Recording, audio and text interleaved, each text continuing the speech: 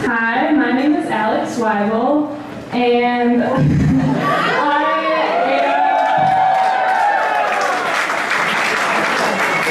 I'm a sophomore in health science here in Mizzou, and tonight I am here to talk to you about the Saints. So this series is going to look a little bit different than the usual. Tonight I'm going to introduce what the Saints are, and then the next 2 weeks, John Foley and Jessica Lee are going to give talks on the Saints that they're passionate about, and then the week after that, Allie Crank is going to give a talk on what they all have in common. So what is a saint? A saint is someone who is recognized in heaven for having lived a holy life here on earth. They have given their full yes to God. And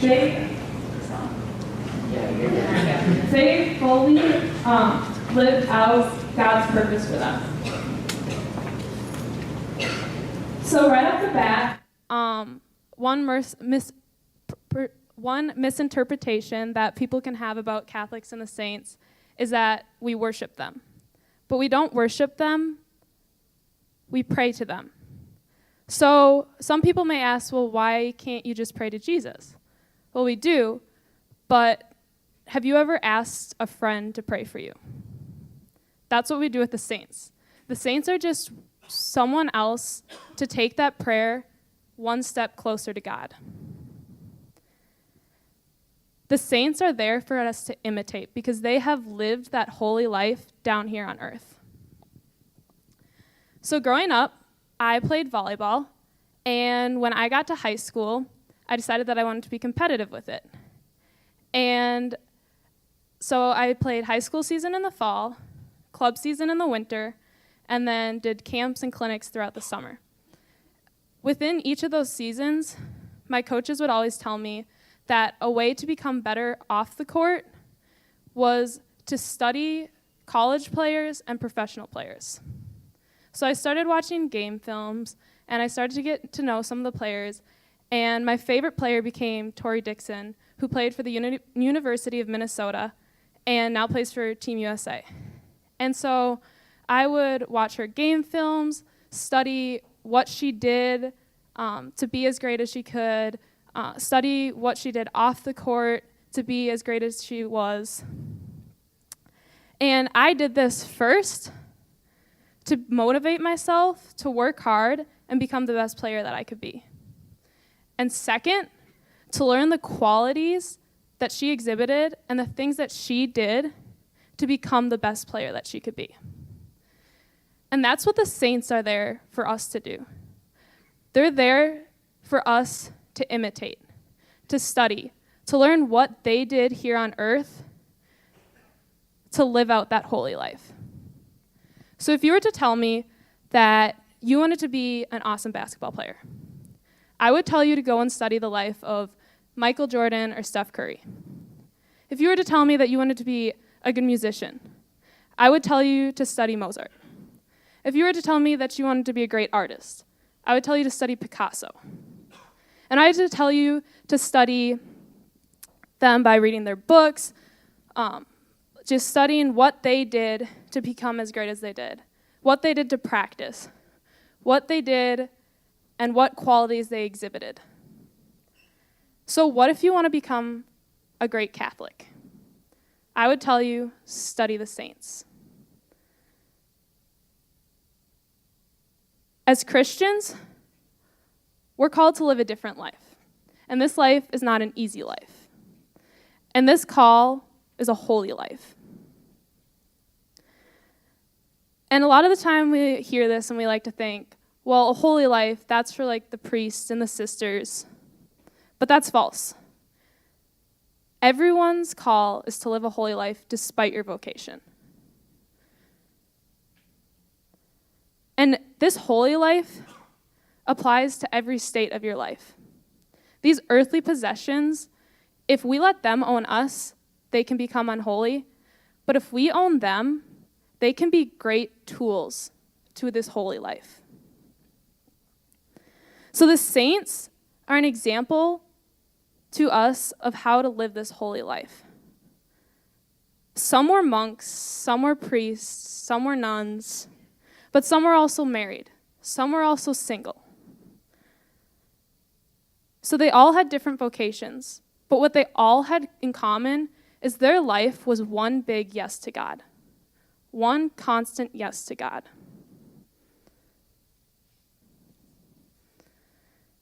So this holy life is not an easy life, but the saints are there to be our guide through that life. So life is like a hike. When you go on a hike, you can face lots of bumps, and your paths may split, and you have to decide which direction to go. And that can be difficult. So a lot of the time when you go on a hike, you take a guide along. And they're there to help you conquer those bumps. They're there to help you decide and choose which path to take when your path does split. Now, because of this, I would encourage you to take a guide that has hiked your hike before. Someone who has finished and gone where you're wanting to go. Because they know how to conquer that and accomplish it then. So that's what the saints are here. The saints are there to be that guide on our hike. They're there to help us. If we study them, we can learn how to conquer those bumps. And when we come to that fork in the path, they can help us decide which is the right path to take. But there's one problem. Today, the saints are kind of being put to the side. Children aren't really reading their books anymore. We're not studying them. Their statues are being not put in some churches and houses. And why is this? Because they tend to make us uncomfortable. Because they are an example of rejecting the glamours of this world and all the selfishness that comes with them. We tend to put them on a high pedestal and think that they're so much holier than us. But they don't want to be put on that high pedestal because they lived a normal life just like all of us. They're recognized because they lived that constant yes to God. So Jesus, a lot of the times when he entered the villages and performed a miracle, he was put on a high pedestal. So he tended to leave the villages because he didn't want to be put on that high pedestal because people wanted to worship him. Now, he was fully worthy of that worship, but he wanted the most high form of worship, and that was for people to imitate him and to follow him in his footsteps, not to bow down at his feet. Jesus didn't come only to comfort the afflicted. He also came to afflict the comfortable. And that's what the saints do for us. They push us beyond our comfort zone. They show us that living this Christian life of discipline, to do that, we need to step out of our comfort zone. So, in a football game, you have the running back. He has two options. He can either become super distracted with the things on his right and his left, the cheerleaders, the crowd, his teammates on the sideline, or he can and then get tackled right away. Or he can be super focused on the game. He can be focused on his purpose there and then run right through the hole and make the play. Now that first player, he was not practicing discipline. He was letting the outside things get in the way and distract him from his purpose on the field. But that second player, he was practicing discipline because he wasn't letting all those outside distractions get in the way of what his purpose was in the game.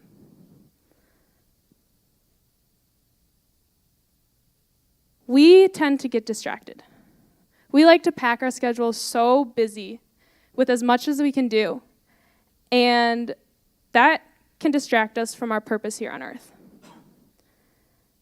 Now, we can do a lot well, but we can't do a lot great. And God is not calling us to live our purpose out well. He's calling us to live out our purpose great. So we need to practice discipline to stay focused on what his call is for us. And how do we do that? We imitate the saints. One saint that practiced discipline was Saint Anne. So Saint Anne was the mother of Mary. And her husband wanted to have a child, but they couldn't for a long time. And they were really disappointed. But then one day, an angel came to them and told them that they were going to have a child. And this child was Mary. And Saint Anne was so overjoyed that she was going to have this child that she promised that she was going to devote this child's life to the service of God. And so when Mary was born, she raised up Mary to the service of God. And at the age of 3, she gave Mary to the service of the temple. Now, this was Saint Anne practicing discipline because this was not an easy thing to do. But Saint Anne's purpose was to raise up Mary so that she was ready. It wasn't an easy call, but she did it because it was her purpose here on earth. And this year, Saint Anne has worked wonders in my life through a thing called intercessory prayer. An intercessory prayer is praying, asking that saint to pray for you. So this summer, Catherine Lane and her friend Sam talked about how every year they choose a saint to be the saint for that school year. And they pray to them, they ask them to pray for them for whatever they're wanting to accomplish that school year. So I thought it was a really cool idea, and I chose Saint Anne. And Saint Anne is the saint of relationships. And so, end of the summer, I started asking her to pray for me, that I would create genuine and vulnerable friendships this year. Now, last year, end of freshman year, I started having really good friendships, but I couldn't seem to cross that level into the deep, genuine friendship. And after I started asking her to pray for me, when I got here at the beginning of the semester, it was a different story. I began to deepen each and every one of those friendships, and I became more vulnerable and open with people. Now, God has a purpose for everyone. But if we don't practice this discipline, we're not going to fulfill that purpose to the best of our abilities. Picasso did not learn to paint as great as he did the first time he picked up his paintbrush. He had to practice over and over and over again. And then he was able to create his own style and master that. He was able to become a genius. So first discipline, then genius. Today, we reject the saints because they show us this role of discipline and how it has a role in our growth of a person. They still had fun, they still had friends, but they didn't let these people or these extra things get in the way of their purpose. They worked them into their purpose. And how did they do this? 3 ways. First, they slowly worked away their weakness of character. We all have weaknesses. None of us are perfect. But we need to find our weaknesses and try to do the best that we can to overcome those. And that leads me to number 2. They were the best versions of themselves each and every day. Like I said, we're not perfect. But we can still be the best that we can be day to day. The saints, every single day, they worked to be the best person that they could be. They messed up, but every day they tried their hardest to be the best that they could be. And number 3, they brought the gospel into their everyday lives. Now, they didn't necessarily go out and read the Bible to people, but They each shared the gospel in their own individual way. And this was through living out that purpose. By living out that life that God was calling them to live, people saw Christ in them. People saw Christ's love in them. People came to know Christ through the saints.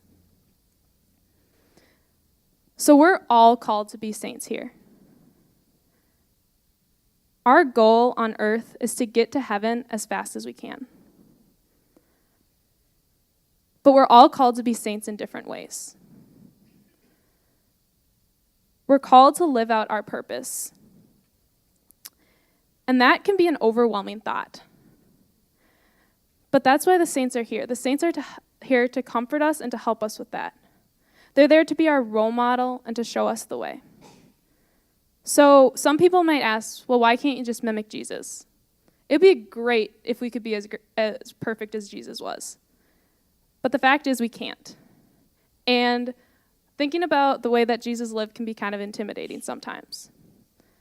The saints are just a way to become one step closer to living the way that Jesus did. They're more relatable because they sinned and they have fallen into temptation just like we have. The saints provide a modern testimony of what happened over 2,000 years ago. So, one of my favorite priests, Father Mike Schmitz, from the University of Minnesota Duluth, compared the saints to a triathlon. And he talked about specifically the Ironman. So in an Ironman, you start at 7 a.m. and you have till midnight to finish. And if you don't finish by midnight, you get a DNF next to your name, did not finish. So at the Ironman, people finish their race, they go home, shower, come back, and they cheer on the rest of the people still running. And by midnight, everyone is going crazy. They want everyone to finish before midnight. So they're all there cheering in these last people. They don't care if they're first. They don't care if they're last. They just want them to finish. The saints have run the triathlon. They have finished. And they have come back to cheer us on. They don't care if we're first. They don't care if we're last. They just want us to make it to heaven. They want us to finish the race before midnight and avoid that DNF next to our name. So I want to challenge you with something. Find a saint. Find a saint to help you on your path to holiness. Find a saint that shares similar interests as you, similar hopes, and study how they accomplish those.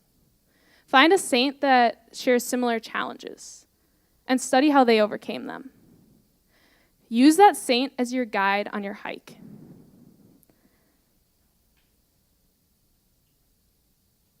Just like you may have studied Michael Jordan or Taylor Swift to become the best athlete or the best musician, study a saint to become the best Catholic that you can. Now, you don't need to become this saint because you have a different purpose in life than this saint. You have a different purpose in life than the person next to you. But use them as your guide. On Awakenings this last weekend, I saw so many unique saints in the making. At the Newman Center, I see so many unique saints in the making. On this campus, I see so many unique saints in the making. So use that saint to guide you and help you get to your goal. So let's bring the saints back into our churches and our homes. You're called to sainthood no matter what your vocation is. Go live out your purpose on earth. Go out there and be Saint you. Thank you.